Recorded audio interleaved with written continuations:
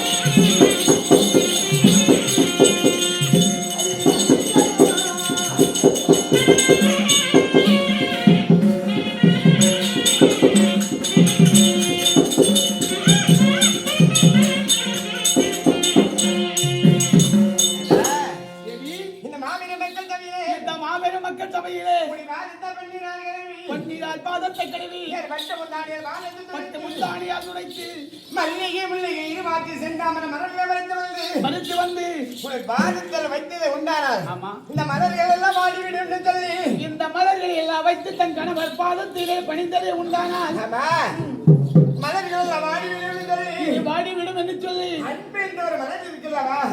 அந்த மலரை வைத்து பாதத்தில் அன்பு என்பதை ஒரு மலராக வைத்து அதை காணிக்கையாக வைத்து என் பொற்சந்தா மரக்கமலங்களை பணிந்திருக்கிறாய் கண்ணே. சொல்லுவா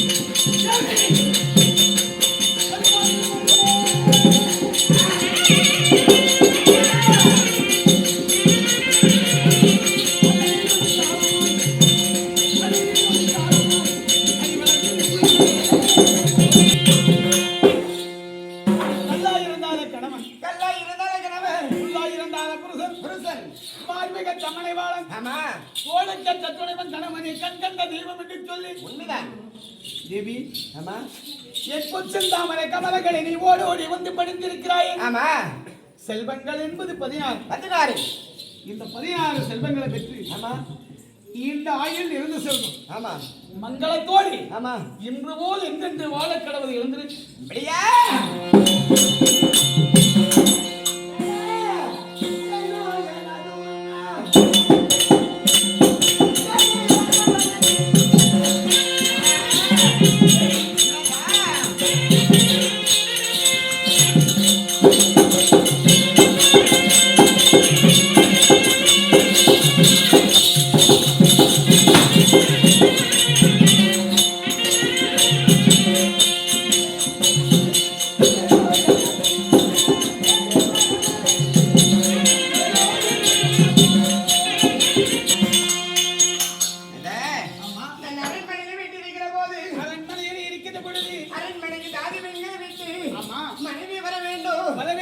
அப்படின்ட்டு அழைப்பை கொடுத்த காரணம் என்ன தேவி? நம்மளுக்கு இந்த மாதிரி மாடு மாறி குச்சி கோபுரம் இருக்குதா? இல்ல இல்ல. நாடு இருக்குதா? இல்ல. வீடு இருக்குதா? கிடையாது. வாக்கியம் இருக்குதா? ஆமா எதுவும் இல்லையே. ஒரு ஆட்சி உட்கார்ந்து ஆட்சி செய்வது ஆட்சி புரிவதற்கு இடம் கிடையாது. சிம்மாசனம் இருக்கிறதா? இல்ல. நாம இருப்பது எங்க? ஆமா நாம இருப்பது எங்க? எங்க சாமி? இந்த திருப்பாற்கடலை கரிகாமலே. ஆமா பவண்டிகா வனம் என்று சொல்லி இந்த வனம் இருக்குது. இந்த வனத்திலே ஒரு கல்குகையில் 2 பேர் இருக்கிறோம். நம்ம 2 பேரும் ஆமா இந்த கல்குகையில வசித்துக் கொண்டிருக்கிற நேரத்திலே ஆமா தேவி தேவி ஒரு நிபந்தனை. எப்படி?